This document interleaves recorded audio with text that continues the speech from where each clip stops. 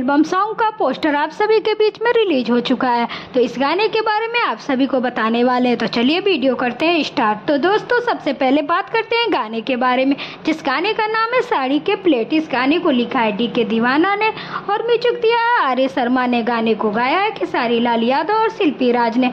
और दोस्तों यह गाना खेसारी लाल यादव का बहुत जबरदस्त और शानदार गाना होने वाला है। जब यह गाना आप सभी के बीच में रिलीज किया जाएगा तो आप सभी को बहुत ज़्यादा पसंद आने वाला है। और इस गाने का मोशन पोस्टर रिलीज कर दिया गया है RJ म्यूजिक के यूट्यूब चैनल पर।